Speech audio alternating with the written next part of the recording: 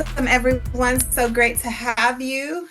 I am coming to you from Augusta, Georgia. If you don't mind putting your place of where you are right now in the chat for us, just so we can know where you are. And just to let you know that we are having a thunderstorm brewing. So if you hear some rain or cackling in the back, that's what you are experiencing right now. And I just want to say welcome to Learning Environments. And we're going to focus on children that are dual language learners and those that have exceptionalities. So, Elisa, do we have everyone that we're going to go ahead and get started with, or do we need to wait a few more minutes? No, you can go ahead and get started. If anybody else joins, I'll just let them in. Okay, perfect. So before we get, oh, Dallas, Texas. Making Bib. Hey, EOC. Canton, Ohio. Awesome. So what you will need definitely is a piece of paper. You will definitely need paper. I want to tell you this from the beginning. I lived in El Paso, Fort Bliss. That is awesome. You will need paper and something to write with. Okay, it can be a marker, crayon, pencil, pen, it doesn't matter, but you will need something to write with. This is an interactive, and also hopefully you will gain some ideas. And so you can be able to jot your ideas down, because you all know when we are interacting and engaging in professional development courses, we'll say, oh, that was a good idea, and then we'll think, oh, I didn't write it down, and then we're kicking ourselves later, right? Okay, so this is what I want you to really understand about our time together. I want you to really take away that dual language learners does not exclusively mean Hispanic speakers. Okay. We're going to get past that. You may have a child in your program that speaks Mandarin. Okay. You may have a child in your program that speaks French, Farsi. So we're going to get past just thinking Spanish speakers, okay? Because this is, well, I don't speak Spanish. How can I communicate with them? But not every child coming into your program may speak Spanish. There's a whole spectrum of languages that I want you to embrace that concept. That's the first thing, okay? Then the second thing I want you to understand is language acquisition. I really want you to be able to take away today that it is about building relationships. It's really not about the language, it's about the relationship. I want you to take a look at this. It's about just smiling. Your parents come in, your children come in, right? It's about a smile, it's about a relationship. There's so many aspects of this, of our time together, that I really want you to take apart and then piece together during your own time. Like, wow, okay, I get that point now. It's about relationship building, that communication. And we all know that the requirements for many of our state programs now is to have those multicultural pieces in your classroom, the different dolls, the different books, the puzzles, the pictures, right? So you may think, oh, I have all of that. I do all of that already. You're meeting requirements, but are you building connections towards those conversations? Okay. I want you guys to think about these things as you go through. You have the pieces, but are you making the connections? Okay. And then I want you to focus less on what you do, because so many times you'll see something, you'll say, oh, I do that. But I want you to think about how you can do it more, how you can expand your practice. That's where we want to go today. We want to expand the practice. If you're already doing it, great. But how can you expand it? And because remember, we're making those connections to build those relationships. Okay. So we're going to jump in. You guys ready? So I'm going to show you some pictures, and you're just going to look at the pictures. You might jot down some thoughts or feelings as you see the picture. But as you look at these pictures, I want you to maybe jot it down or have it in your mind. How can I make connections? How can I build relationships with each picture that I show you? Okay, you ready? All right, here we go. How can I build relationships? Aren't they so cute? So many of these are going to make you say, oh, I just want to squeeze them.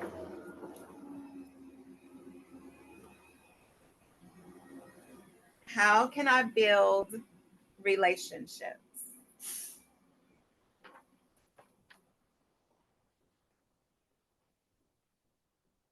Building relationships, making connections. How am I going to do that with the children that are in my program?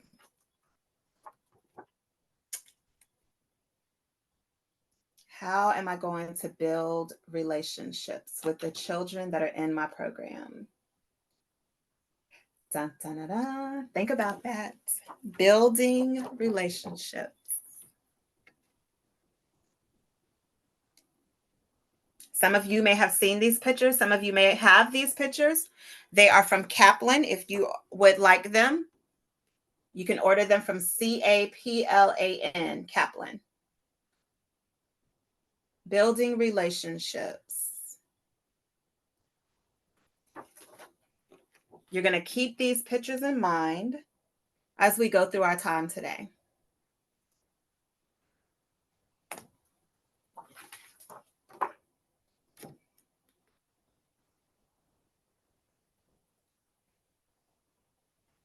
How are you going to build relationships? How are you going to make connections?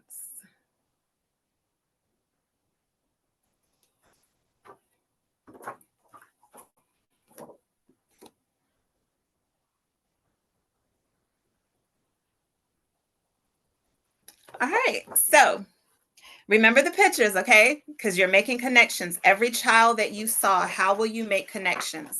Remember, we're focusing on dual language learners and children with exceptionalities. However, what we will learn today, you can use it in any classroom, but the focus is on your dual language learners and children with exceptionalities. Okay, you ready? So I'm going to show you an object, okay? And on your piece of paper, you're going to jot down how you can use this object in your classroom with the pictures you saw. You can choose one picture, two pictures, whatever images you remember in your mind, okay? I'm going to show you a object, and then you have to jot down, and you'll have 2 minutes for each object, okay? 2 minutes for each object, and I have a timer. You will jot down how you will use that material in your classroom with your dual language learners and children with exceptionalities. All right, you ready? Here's your first object. Here's your first object. And I know some of you are like, what? Is she showing us a pine cone? Yeah, because where can you find pine cones? Pretty much you go outside, take a nature walk. And I just gave you an idea. Listen to what I said. Take a nature walk.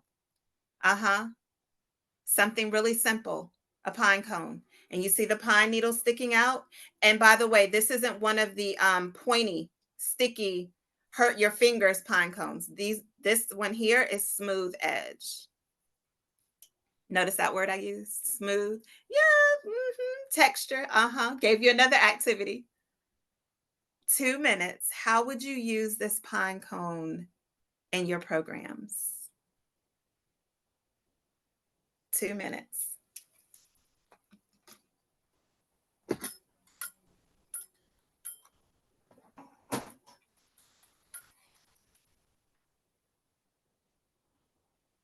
Jot down all the ideas you can think of, hitting all the learning domains. Remember your learning domains.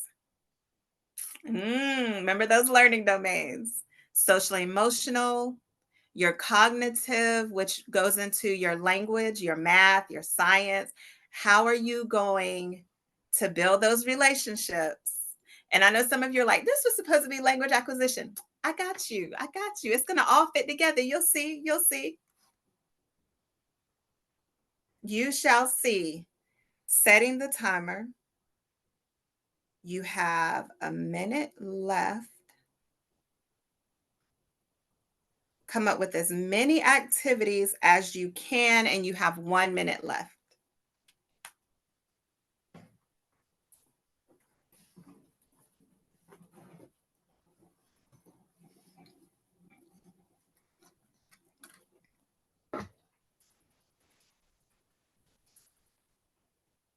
And I want you to think about, as we're talking about relationships, I want you to go beyond, what's that color? Is that how you build relationships when you're meeting people? You say, what's that color? Go beyond the color. Building relationships. How can you use a real object when it comes to building those relationships? Because you will see that is what language acquisition is about, building relationships. And you have just a few more seconds. 2, 1, 0. All right, ready for the next one? All right, building relationships. Look at this. How would you use these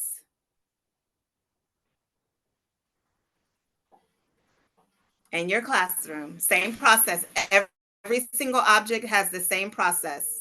You're going to think about those learning domains,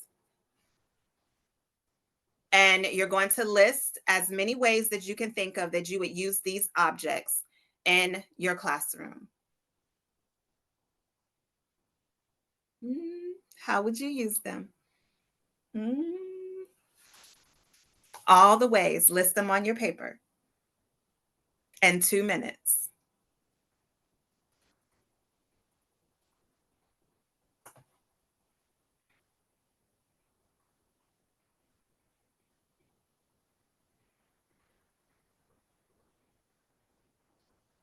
All the ways that you can use them. Creative arts, physical development.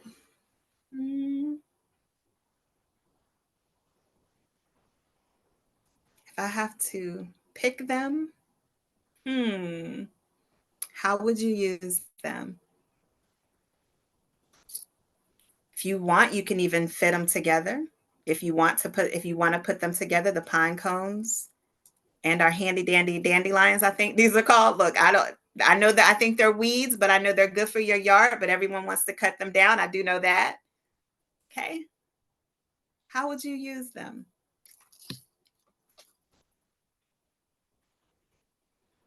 How are you using materials that you don't even have to go out and buy anything? How are you going to use them with your dual language learners and children with exceptionalities? You have 54 more seconds.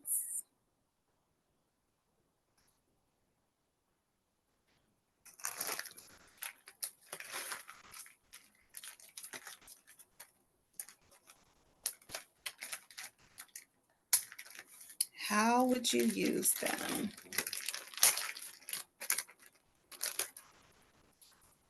How would you use them? A few more seconds, 26. You're down to 25 seconds, and then we're going to move on to the next object. We're going to go into our objects first before we go into our next step. And you're down to 10 seconds. 9, 8, 7. So make sure you're going and you're finishing up your last thought. All right. So, when some of you who teach preschool, pre-K, even with your 2-year-olds, because yes, 2-year-olds can use markers, yes. And a little bit of your younger toddlers, if they can hold them, yes, yes. And what always happens? They end up losing the what? Yeah, I have a bag of marker tops. Yes. They end up losing them. How would you use them in your classroom? How would you use them? How would you use them? They're different sizes. I have marker tops and glue tops. Yeah, I have a bag. Basically, people who are not in ECE, early childhood development, they would say, why do you have garbage? Right? But to us, this is not garbage, right? These are activities. They're all different sizes. They're different textures. Remember, we're going beyond color, okay? But they're all different colors. How could you use these in your classroom? How would you use these in your classroom? 2 minutes. Go ahead and write down all your ideas, all of them.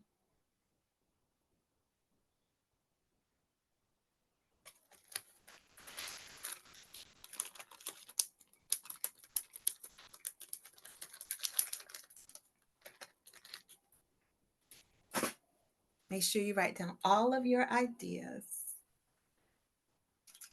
We have just a few more ideas, a few more objects for you to come up with ideas. Handy dandy, neat little things that everyone collects or uses at some point or sees at some point that you may say, wow, I never thought of using that. I just throw them away. We're going to work together today and see some ideas that you may get instead of just throwing them away. Mm-hmm.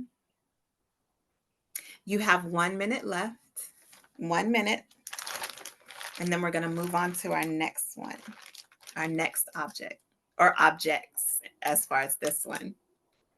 Just a few seconds left. And then this is, I'm going to just let you know ahead of time, this is one of my favorites to share. And you have a few seconds left.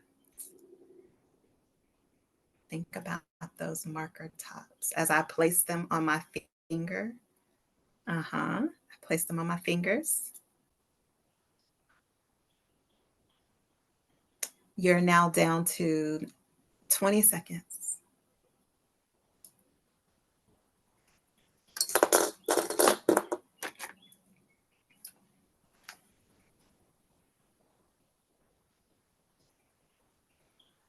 And now just a few seconds. Okay. All right. Like I said, this one is one of my favorites because I love to share that I did not drink this much wine in order to get these wine corks. Okay. Yes, I have a bag of wine corks and I actually had a bucket. It was one of the big water jug buckets.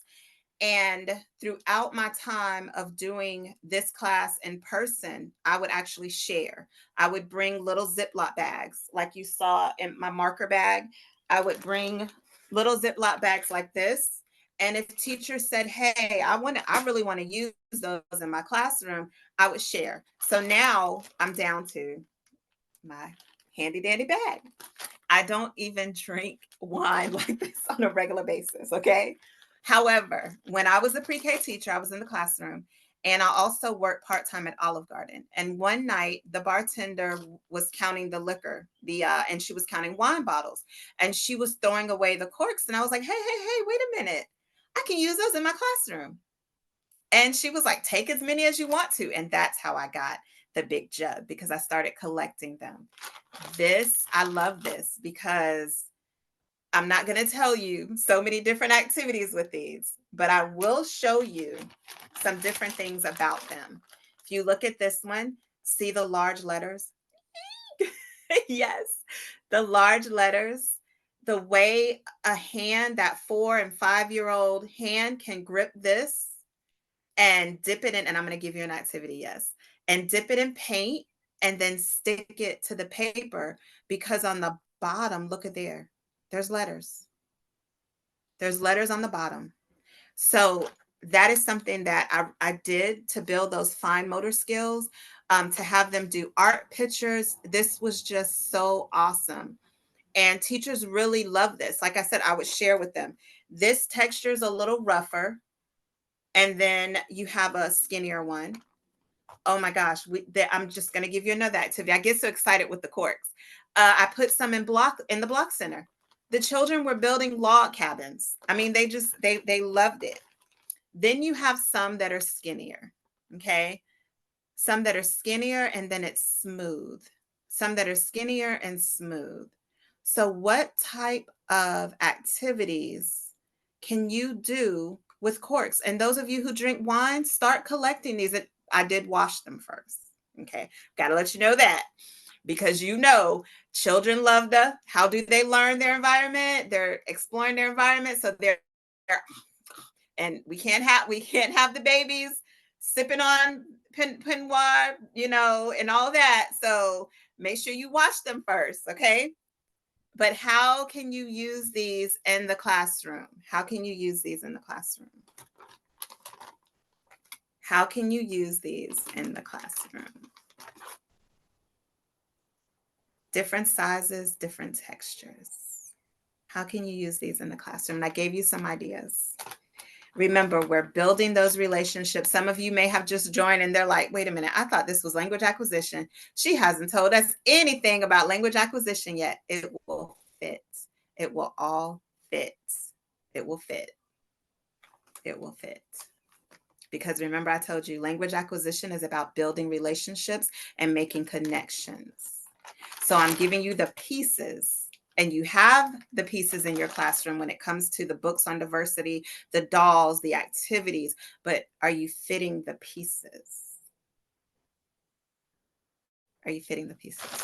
Keep thinking on that as you come up with your activities. And let me check. You guys have 1 minute left. How would you use the corks? How would you use the corks? All different sizes and shapes.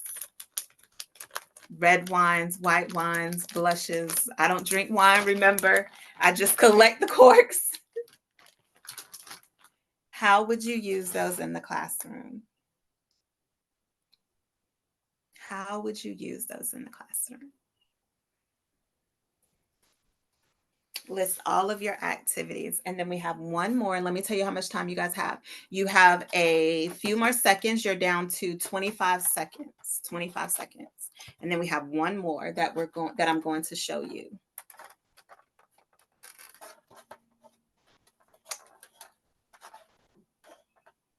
And a few more seconds.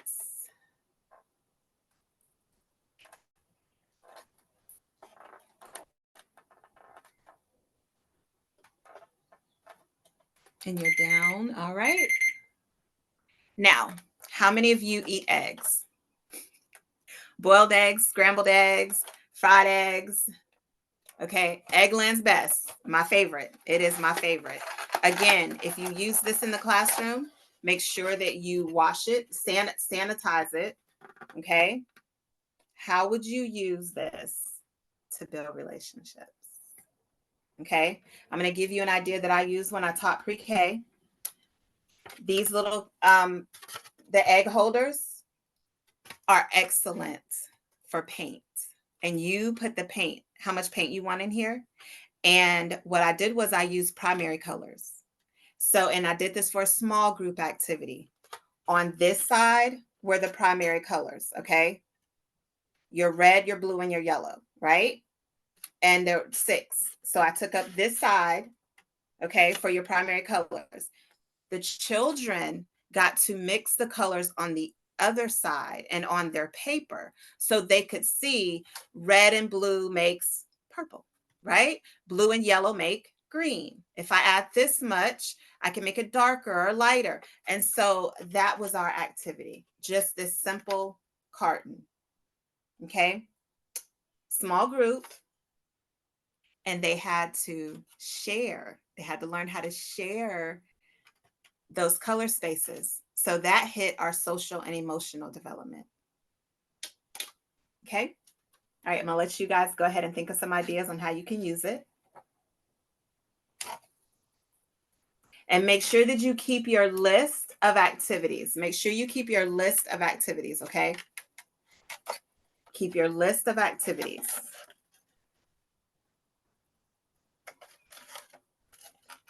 And this is a dozen. This has 12 spaces.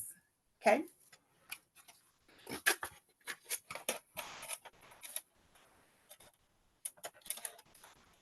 Make sure you keep your list, and you guys have a few more seconds.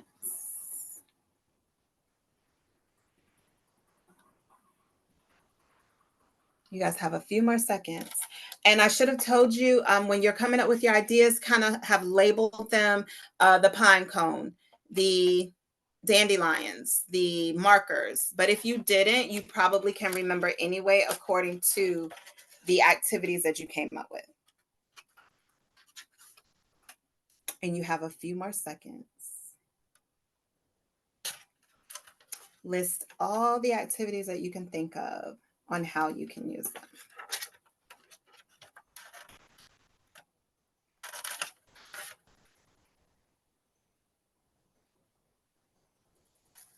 And I'm going to, while you guys are doing that in the next few seconds, let's just remember that when we talk about dual language learners, we are going beyond the focus on the Hispanic population, okay? You have a few more seconds.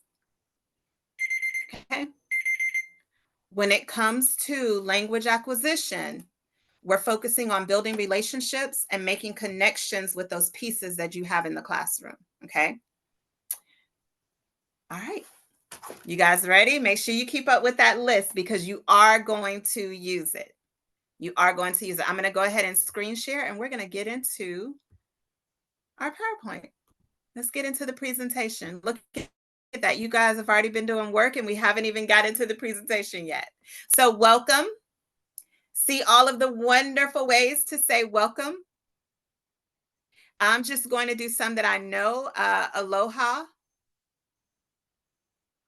Namaste.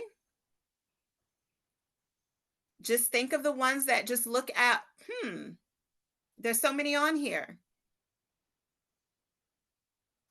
Okay. So this is our class today. I am Consuela. You'll be with me. And we're going to go through kind of using what you learned, okay? This is me. I'm not going to read that, but you can. I work with CC Educational Training Services. I do believe in empowering individuals so that they can go back and empower their communities, okay? And to offer affordable classes to achieve equity for early childhood practitioners seeking educational opportunities to enhance knowledge, advance their income level, and then become advocates in the communities they serve. That is my mission, my purpose, and that is what I want to do. Okay. I don't spend a lot of time on me because I'm not the meat and potatoes. Okay. Okay. These are our objectives: recognizing and utilizing knowledge of communication, language, and literacy domains, recognize the benefits, list 3 examples, and then list 3 best practices. And the third one, you guys have actually done one of those by using real and found objects in the classroom. You're going to be able to implement developmentally appropriate activities for children, taking consideration into their individual home language and cultural context. All right, guys, we're about to jump in. All right, so language acquisition. And if any of you are the type that you feel compelled to read out loud, hey, so be it. Jump in, read it out loud for us, whatever you feel you need to do. These are the components of language acquisition. Okay, it's how we acquire the capacity to perceive and comprehend language, and then the production of words and sentences. So it's all 4 of those components. So remember the activities and remember the pictures that I showed you in the beginning, okay? And think about natural language acquisition, okay? Now, you're going to look at this picture about being present. And I want you to think about this picture and I want you to think about what being present means in the classroom. Now you're going to look at your activity list. And I want you to put a check by any activity that allows you to be present. You see, the teacher is right there with the child. She's right there in the mix of it. She's being present. Okay. I want you to go ahead and put a check by each one that allows you to be present in the learning process. And then I want you to think about, we're going to go back to this. I want you to keep this in mind. Okay. Which one of these components is allowing the teacher or allowing you to be present when you think about those activities that you wrote down? Thinking about the language acquisition components and being present, which activities will allow you to do that? And put a check by those activities. You guys with me? And then the next thing I want you to do, you can either come off of mute or you can put it in the chat box. What activity did you tell us the object and then tell us the activity that allows you to be present, but also utilize which component of language acquisition? You guys with me? You can put it in the chat or you can come off of mute. And I'll go ahead and I'll give you a few seconds to do that. You can come off chat or come off mute or put it in the chat box. Which activity allows you to be present and which component of language acquisition are you using with that activity? And I'll give you a few seconds. And if you want to just come off of mute, you can.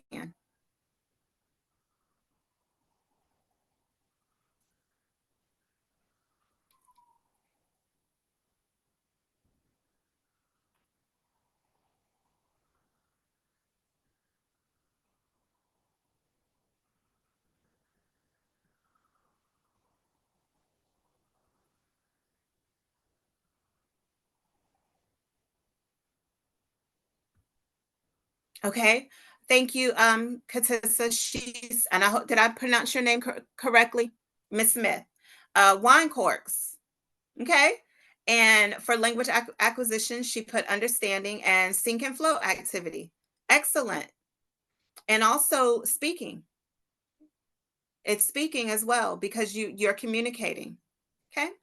Thank you for that. Okay. Best practices. Let's look at coaching children to what? Coach and learn from each other. In fact, you encourage it. And then you're allowing time for the child to ask and answer questions. I want you guys to look up here at what's happening. You don't have to put on every shoe. You don't have to zip up every coat. Because guess how children learn best? So guess what? You don't have to focus on promoting or pushing language acquisition because language is happening here.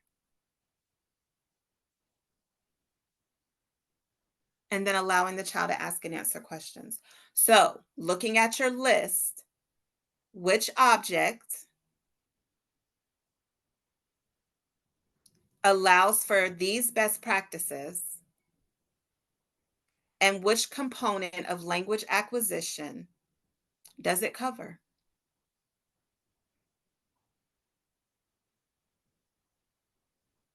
And here you see the child is in dramatic play or housekeeping, whatever you are labeling your dramatic play area, housekeeping. Some people say housekeeping. No, that's not what they want to say. Perfect. Dramatic play, whatever your area is.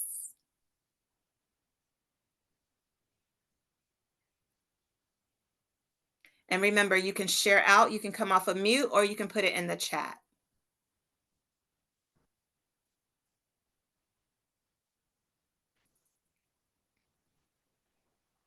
And you have 1 minute to do that. 1 minute.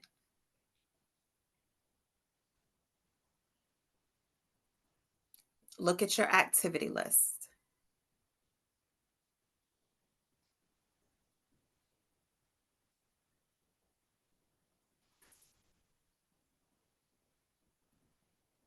And how can you incorporate best practices? Allowing the children to learn from one another, allowing chances for children to ask questions, and then you wait for the answer. Sometimes we get so impatient, don't we?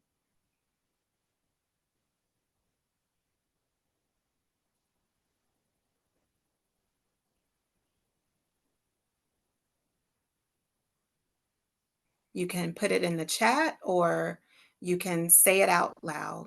What is an activity that you came up with?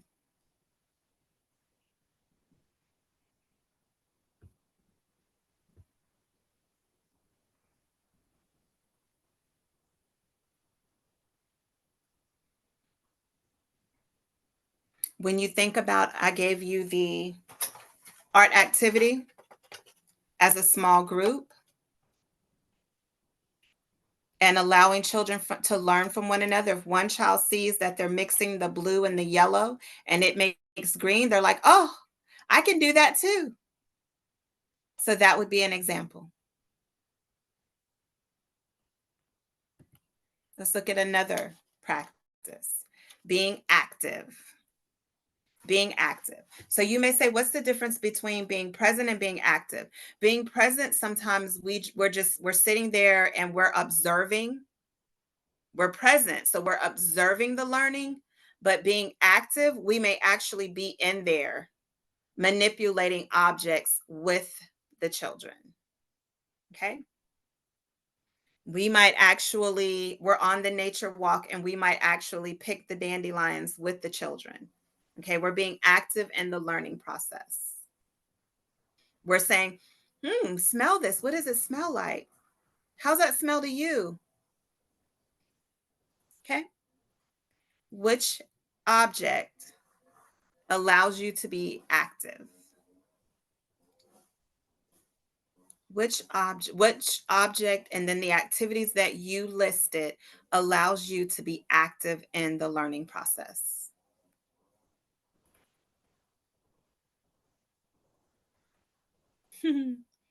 And she's smiling. Look at her face. Look at the children. You can either come off of mute or you can put it in the chat. Thank you for that, Pat Minish. Marker tops, finger puppets, speaking, listening, almost all components. Yes. Yes. Okay. Best practices, thinking about bringing yourself to the teaching and learning process, right? Remember, I had showed you guys this. I held up the smile book, right? If I'm not smiling, this book doesn't fit. Okay. So, which object allows time for you to focus on the children's interests or bring meaningful experiences to the table? Which object allows you to do that? Focusing on the children's interests. So you have the pine cone, but there's an ant on it, and the child is just taken away by seeing an ant moving on the pine cone. So guess what? It no longer become the learning experience no longer is about the pine cone, it's about the what? The ant. So allow time to focus on children's ideas and interests. Go ahead and start telling them what the little bit that you may know or the lot that you may know about the ant, and then make it into a meaningful learning experience. Maybe you say, well, you know what? I really don't know much about ants. That needs to be our next theme or our unit. I'm going to actually learn some things and bring it to the table tomorrow. That's just an example. Anyone else have an object? And when you think about bringing yourself to the learning process, you can put it in chat or you can come off of mute. The pine cone for a feely box, using descriptive language, speaking. Yep, speaking and understanding. Yes. So you guys are getting lesson plan ideas. That's really what you're getting, as you're getting also ways to build those relationships with the children, because when you're talking to them and they're talking to you and they're talking to one another, you're building community, which means you're building relationships, which means you are enhancing language acquisition. So hopefully the pieces are now fitting from when you started in the beginning and there was so many different other things that you were doing, and now we're getting into the meat and potatoes. So maybe now some things are clicking like, hmm, now it's starting to fit together. So being supportive. Which of your acts allow you to be supportive for the child that may not be able to understand you, or the child who may not be able to hold? As you see, the children are working with markers and different crayons. They may not be able to hold that. How are you going to meet the needs? Remember our little girl here? How are you going to meet her needs? How are you going to be supportive? How will you be supportive?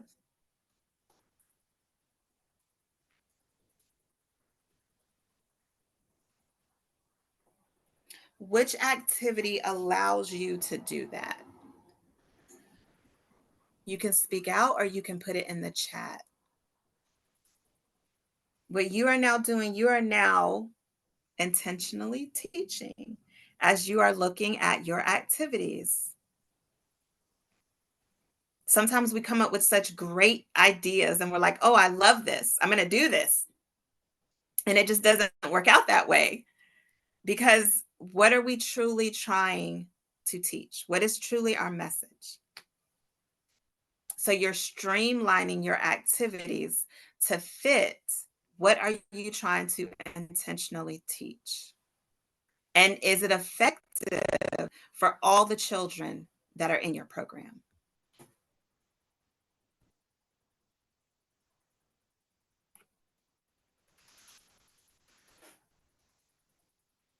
Create a nourishing classroom culture. And I just want you to notice, do they have on shoes and socks? It's okay. It is okay for their little feet to be free. There could have been a child who just cannot stand having shoes and socks on, and the teacher says, you know what? We're going to all take our shoes and socks today off. And that's how he's celebrating children's uniqueness. Which activity that you came up with reflects any of these three as far as best practices? Which of these three?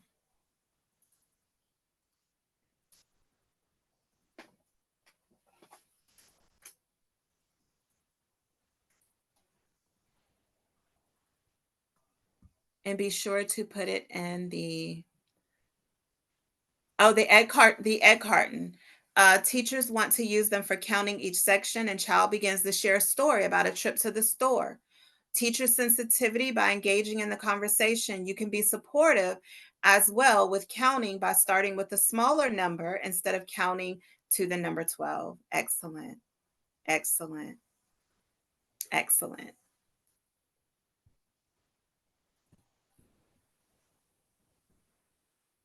Being creative. Now, I'm going to give you the answer to this one. Okay. Being creative. Like I said, most people think that that was trash, right? I mean, an empty egg carton, right? The marker tops, the wine corks. That's a way to be creative. You're taking real and found objects and you're using them in your classroom. You're using them in your classroom. Being creative. If you have an old box, how would you use an old box in your classroom? These rings here could be from something that a teacher probably brought and the rings held it in place in the box. That could be something that she didn't even have to buy. How can you be creative?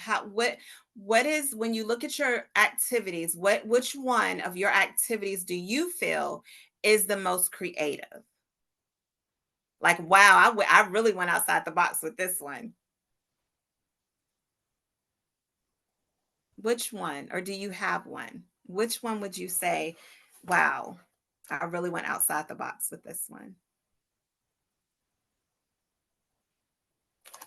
And this is one of my favorite objects, actually.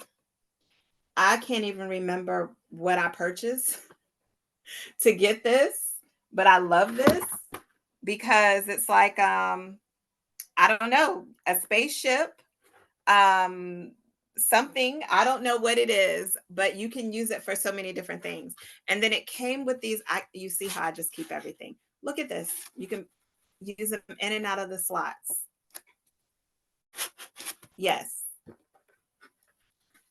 Like I said, I think it's a spaceship. Being creative. Did you have an activity that is going to allow you to be creative?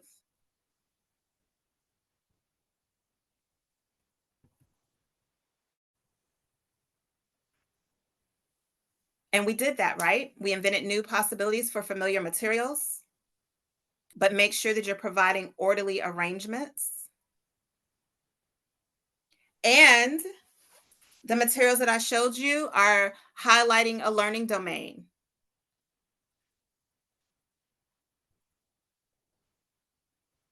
So remember, I said in the beginning, I wanted you to focus less on what you do and more on how you can, and focus more on what you can do more of. How can you be more present? What activities can you do to bring the children into that language acquisition process? Can you take nature walks? Can you take paint materials out on the playground and allow the children to paint their own scenery? What do you see? What do you smell? What do you hear? So that's something to think about. Now, make sure you have your pen and paper handy because theory is splendid, but until put into practice, it is valueless. So I'm going to give you an activity. Make sure you have your pen and paper. Close your eyes because you are going to listen to, and I put this here. Make sure you guys, because you're going to be able to use this idea in your classroom. So I wanted you to have the exact piece. If you look here, it is Beethoven's Ninth Symphony, fourth movement. This is what you are about to listen to. So I want you to close your eyes and just listen.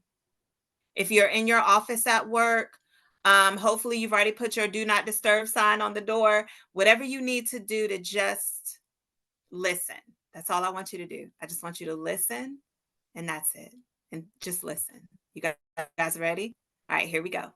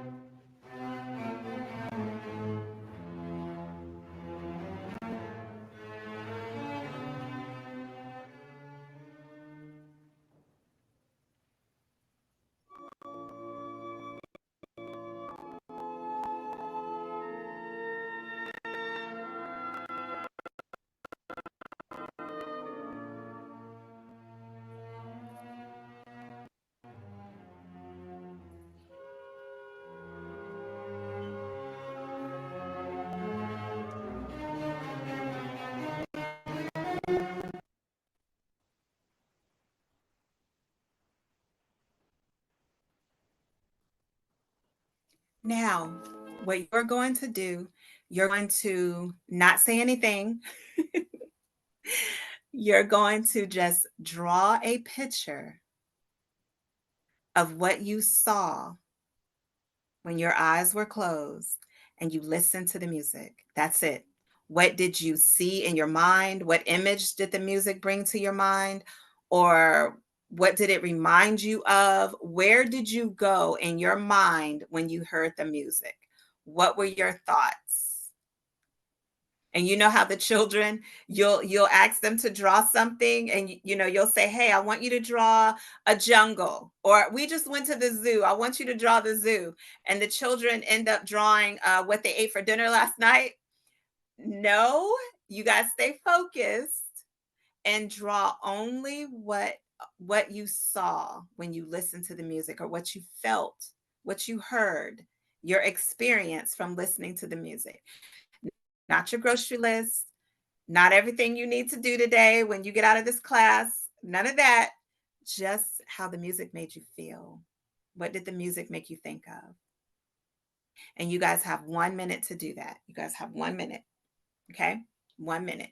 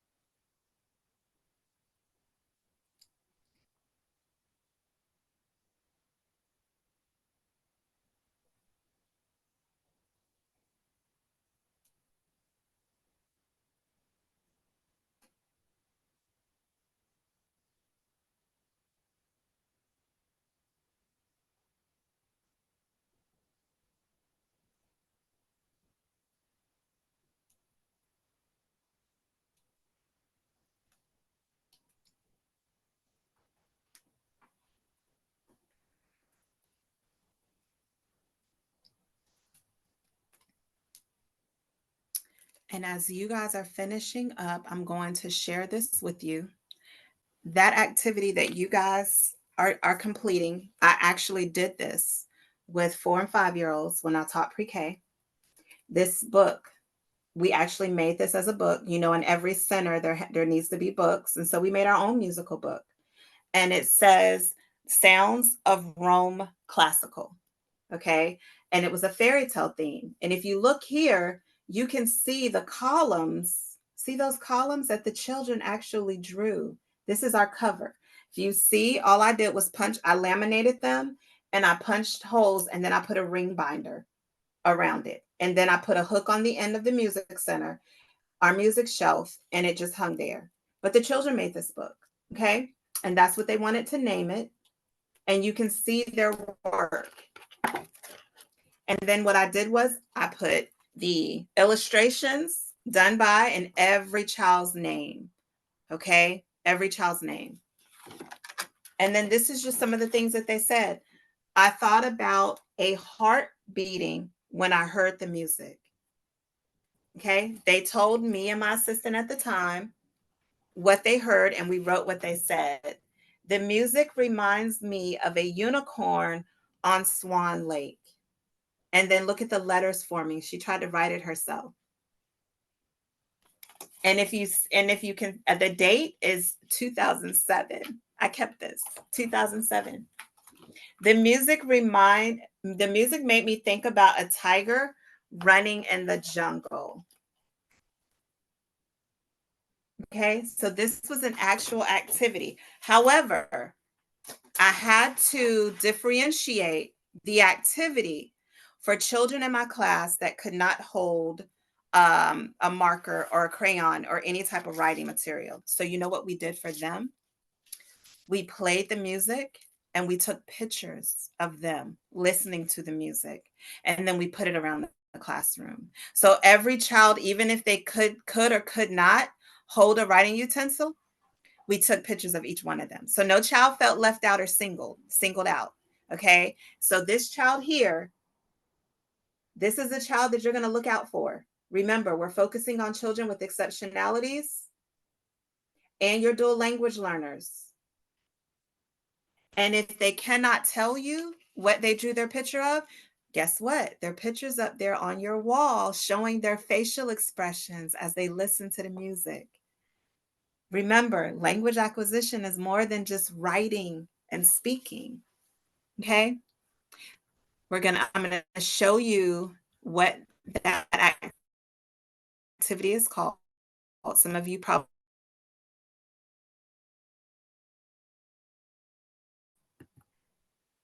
if I would have broke you guys up, but for the sake of time, I did not put you in breakout rooms.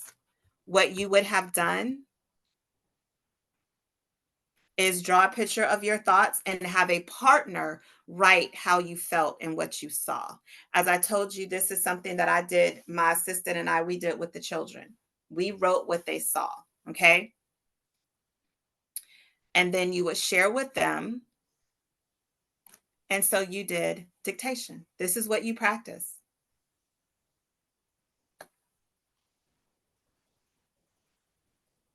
And so remember about dictation.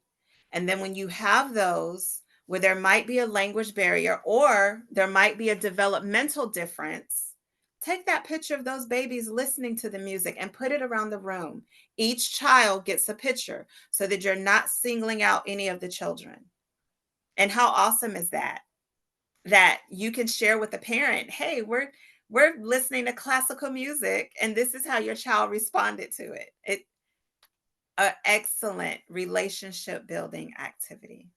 This is another activity that you can use. And notice it says tapping into a child's imaginative and creative energies. And if anyone wants to share their picture, go right ahead, come off of mute and put your picture up for us so we can see it. If you like, no pressure, okay? But that's what you just did. You did an activity using dictation to help foster language acquisition with children with exceptionalities and dual language learners. So, what do you think? What have we learned? Let's process everything that we went through. Let's give ourselves a minute to do that. All of the real and found objects, the classical music piece, give me some feedback. Tell me something that you found interesting, something that you've learned, something that you're going to share. I really want to give you a moment to process everything. Look at your notes. Look at the objects, the activities that we did, the components of language acquisition.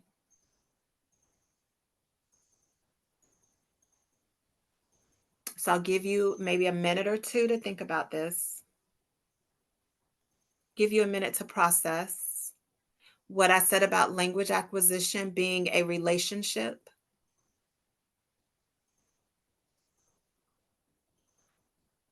And if you want to put it in the chat, go ahead. If you want to come off of mute and share out. And this is something I missed in the chat. It says, being creative. Thank you, Ms. Smith. Being creative with the egg cartons, making ants with pipe cleaners from the art area and cutting them down to smaller sections. Thank you. And I had missed that. As we process anything to share out, as we process what the time that we've been together so far.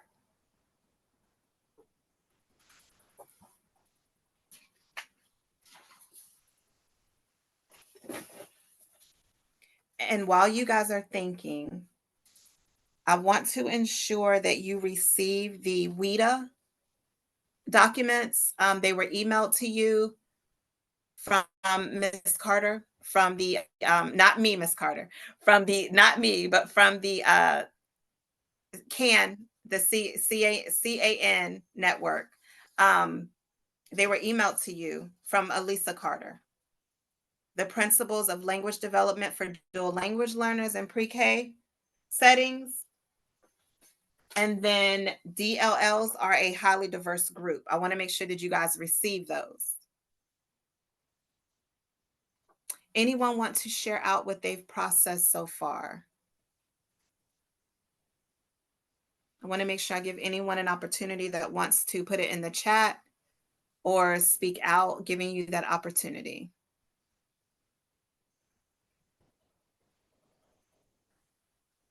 Okay.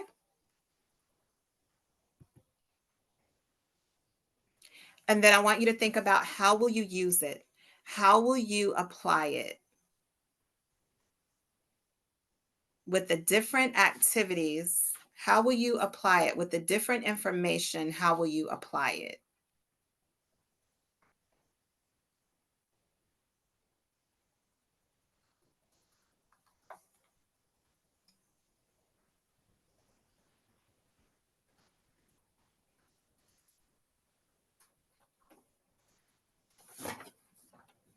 And like I said, you can come off of mute or you can put it in the chat.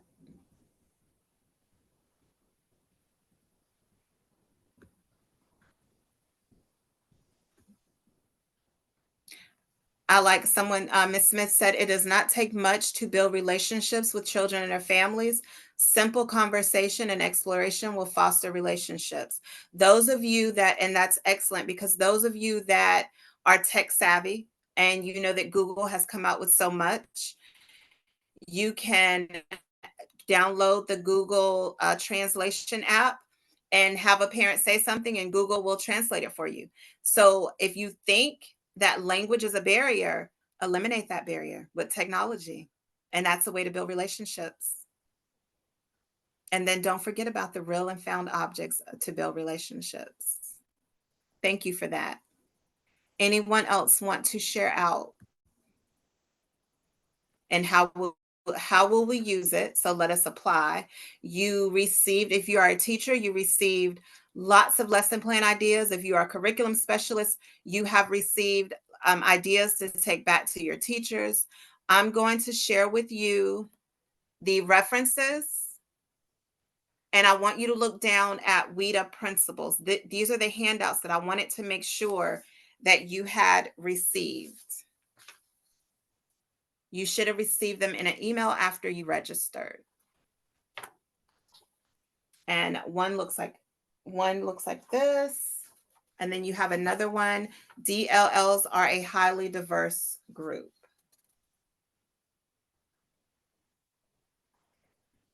And I just want you to make sure that you're focusing on children have different languages, cultures, developmental pathways, and experiences.